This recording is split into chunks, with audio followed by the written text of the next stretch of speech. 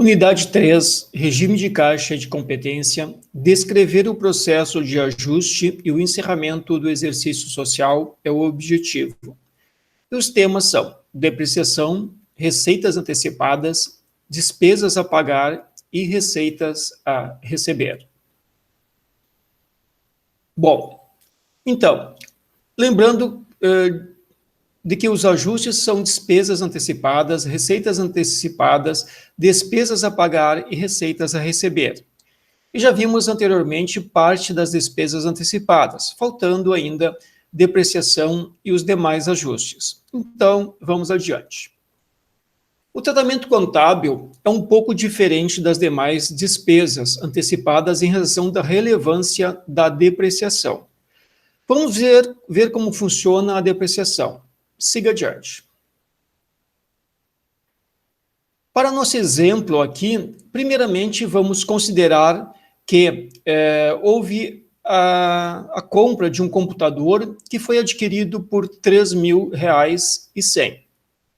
Nesse momento é feito o lançamento correspondente à compra do ativo mobilizado, do computador. Veja o registro. Nós compramos o computador, então nós vamos registrar esse computador não como uma despesa, mas sim como um bem, né, que a empresa vai utilizar como sendo um imobilizado. E por que a gente vai usar ele aqui no não circulante e não no resultado? Porque esse bem ele vai servir para a empresa por mais de um exercício social. Então, ele tem uma vida útil mais estendida. Então, dessa mesma forma, esse computador ele vai ser consumido ao longo do tempo. Então, geralmente, um computador tem um tempo de vida útil ali que varia de 5, 6, alguns menos tempo. Vamos ver sobre isso adiante. Cabe aqui ressaltar também que a depreciação é a despesa antecipada mais relevante pelo fato de os valores envolvidos serem geralmente significativos. Claro, vai depender do tipo de empresa. Grandes empresas com grandes valores relativos a imobilizados, máquinas, esses realmente serão significativos. Porém, se uma empresa for menor, talvez nem tanto. Ela diz respeito ao reconhecimento de que o uso e o transcorrer do tempo podem reduzir a capacidade de geração de riqueza dos ativos permanentes. Ativos permanentes são aqueles ativos que vão permanecer por um bom período de tempo dentro da organização, contribuindo para a obtenção de rendimentos ou benefícios futuros para a entidade. Então, dessa forma, a depreciação é a forma de alocar o valor de um bem utilizado nas atividades da empresa para a demonstração do resultado como uma despesa. Isto posto, seguimos adiante. E o registro dessa depreciação, como será feito? Calma, veja. Agora suponha que esse computador terá uma vida útil de 5 anos. Então, a vida útil do computador é de 5 anos. 5 anos ou 60 meses. E que ao final desse prazo, estima-se revendê-lo por R$ 100, ou seja, o valor residual desse computador, o valor pelo qual nós lá no futuro, quando terminar a vida útil dele, quando nós formos tirar ele da empresa, ele vai ser vendido por R$ 100. Então, a última etapa agora é calcular a depreciação mensal por meio da seguinte fórmula. Então, aqui nós temos a fórmula para cálculo da depreciação. Então, a fórmula do cálculo da depreciação é o quê? É o valor de compra menos o valor residual. E o valor de compra menos o valor residual, ele é dividido, né, pela vida útil em meses. Então, a vida útil que a gente vai ter lá em meses da entidade. Então, aqui, fazendo esse nosso cálculo, né, o valor de aquisição foi R$ 3.100, o valor residual foi de R$ 100, e o tempo de vida útil é de 60 meses. Portanto, nós temos para cada mês um valor, né, que nós devemos reconhecer de depreciação de R$ 50. Então, é esse o lançamento que nós iremos fazer. Nós vamos reconhecer essa depreciação para o primeiro mês de R$ 50. Né? E vamos lançar contra o quê? Vamos diminuir do valor do computador? Não, nós vamos criar uma outra conta, né, logo abaixo da conta de computador, chamada de depreciação acumulada de computadores. E ali nós vamos demonstrar na nossa demonstração contábil, então, que esse computador que foi adquirido por 3.100 já teve, né, o consumo de um período dos 60 períodos que ele será consumido, né, no valor de R$50. E para onde foi a contrapartida desse consumo? A contrapartida desse consumo foi uma despesa que foi reconhecida. Ou seja, ao longo do tempo, à medida que a gente vai utilizando esse computador, a gente vai reconhecendo esse uso como um consumo, como uma despesa para a organização. Então, debita a despesa de depreciação e credita a depreciação acumulada de computadores. E assim a gente vai proceder para cada uma dos itens do ativo, né? Porque para cada item do ativo imobilizado, que eles vão sendo consumidos ao longo do tempo, vamos escoando isso para dentro do resultado, através desse uso, desse consumo que vai tendo desse imobilizado ao longo do tempo, conforme o tempo de vida útil. Então, o tempo de vida útil do bem, ele é importante para se calcular a depreciação. Bem, agora vamos falar do ajuste relativo à receita antecipada.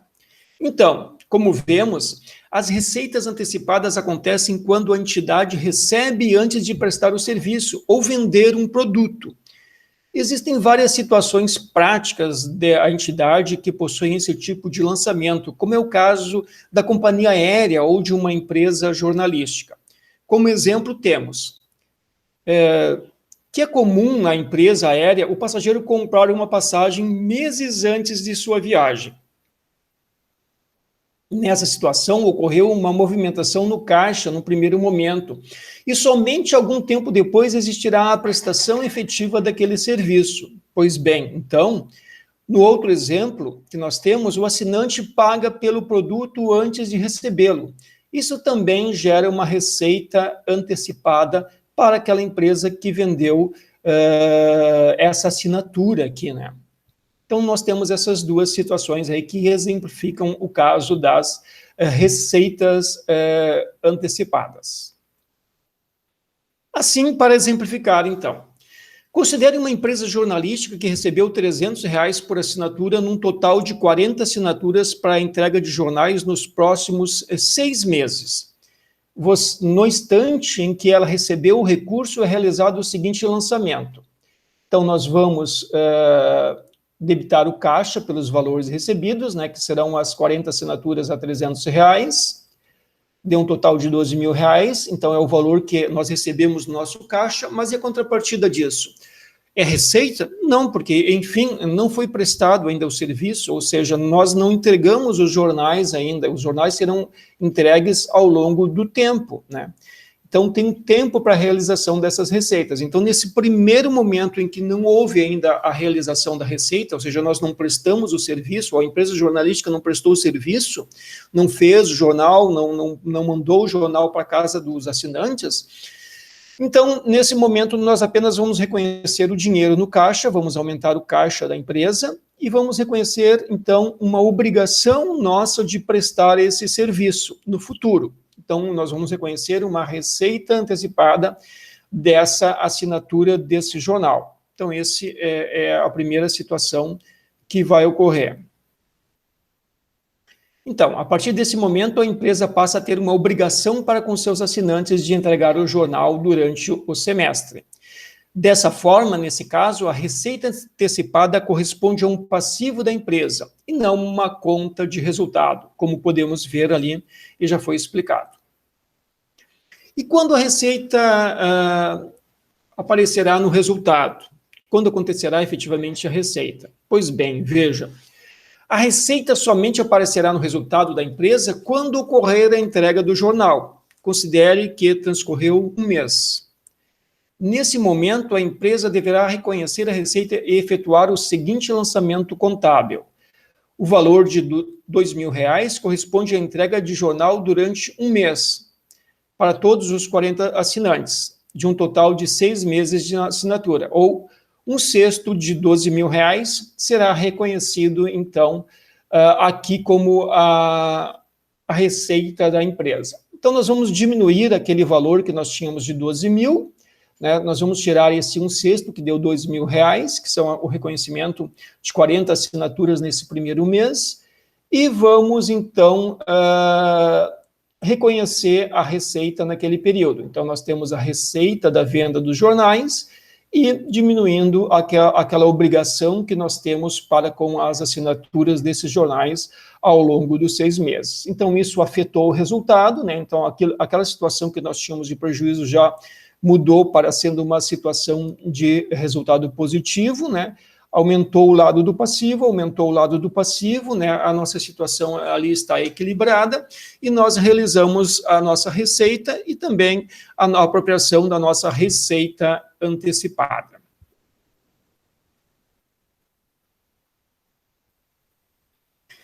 Então, entre as despesas a pagar, é comum encontrar juros, impostos e salários. Nesse caso, o ajuste é necessário para reconhecermos a obrigação, algumas delas associadas ao transcorrer do tempo.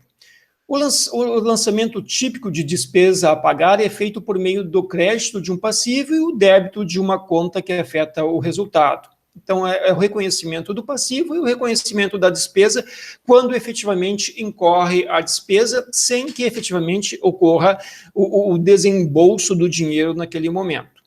Vamos exemplificar o caso de despesas financeiras e de salários. Então, vamos lá. Como dito, eis no nosso exemplo com o caso de despesas financeiras e de salários. As despesas financeiras serão de juros de R$ 45 em função de um empréstimo de R$ 4.500 e de salários relativos à folha de pagamento no mês em R$ 3.800. Então, nós temos, né? A empresa constituiu ali a dívida do empréstimo, né? Então, ela tem uma dívida a pagar e esse empréstimo, ele entrou em dinheiro, porque empréstimo, você vai na financeira, volta da financeira na empresa, traz o dinheiro, mas também traz a dívida. Então, você tem que reconhecer as duas situações. E transcorrido o primeiro mês, então, ela teve que pagar os juros desse empréstimo. Então, o que ela fez? Ela debitou juros, né, do empréstimo como uma despesa, reconheceu a despesa e lançou juros a pagar. Ela poderia lançar dentro da própria conta de empréstimo também, mas aqui nós queríamos destacar esses juros a pagar. Então, constituiu a dívida dos juros de R$ 45 e constituiu, então, a despesa dos juros naquele período, diminuiu o nosso resultado e diminuiu o nosso caixa da nossa entidade.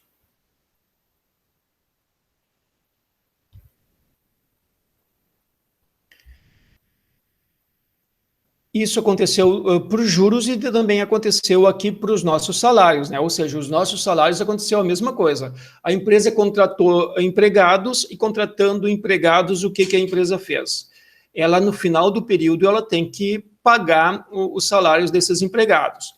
Só que os empregados trabalharam naquele mês e eles só vão receber no mês seguinte. Então, a gente vai reconhecer naquele mês as despesas de salários e vai reconhecer a dívida dos salários a pagar naquele período também. Por isso que o nosso resultado diminuiu significativamente aqui nesse período, né?